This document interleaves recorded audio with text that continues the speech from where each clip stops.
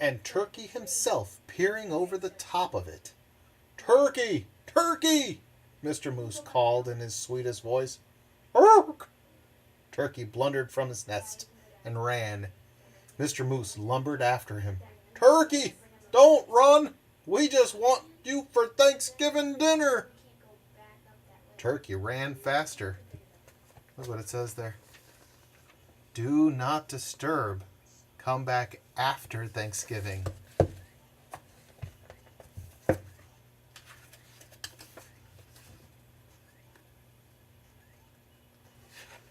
Okay, looks like they got him. Mr. Moose saw the red and blue sheen of Turkey's neck. Turkey's tail brushed crumbs of snow behind him as he tried to fly. "Too fat," Mr. Goat said. Turkey's leg bent in the middle as he fell. Mr. Moose put a booted hoof on his head and smiled his great toothy grin. "I hope you don't mind, or I hope you don't have other plans for Thanksgiving, Turkey."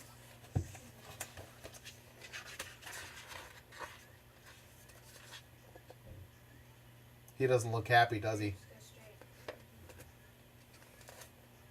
He helped Turkey up. "My wife won't mind if you're too fat," he said. "Let's go. It's getting close to dinner time." They marched Turkey in front. "I'm sorry about this, for I can see you don't want to come," Mr. Moose said, "but I must insist. A promise is a promise."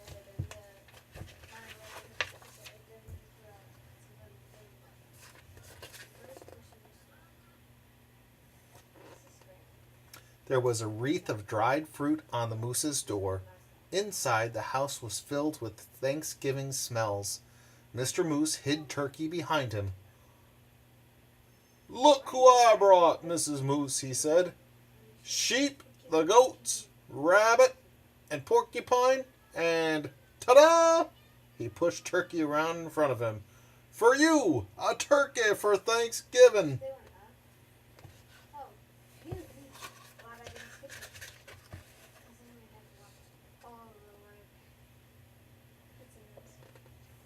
Mrs. Moose clapped her hooves. "I'm so happy to have you, Turkey. Thank you, Mr. Moose. Now everything is perfect." "Shall we sit?" Sheep asked, heading for the straight up and down chair. "Let's," Mrs. Moose pointed. "Rabbit here, Porcupine here, Mr. and Mrs. Goat here, and look, I brought a chair from the other room in hopes of Turkey." A chair?" Turkey stammered. "Right next to me," Mrs. Moose said. "Light the candles, Mr. Moose."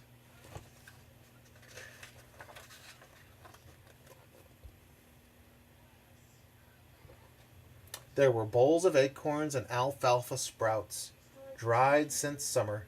There was willow bark and cured grasses and wild parsley.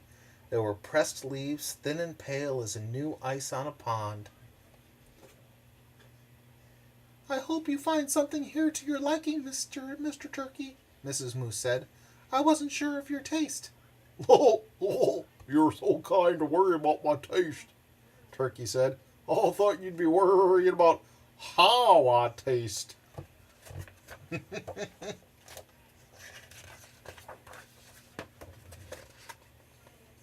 "Heavens, no!"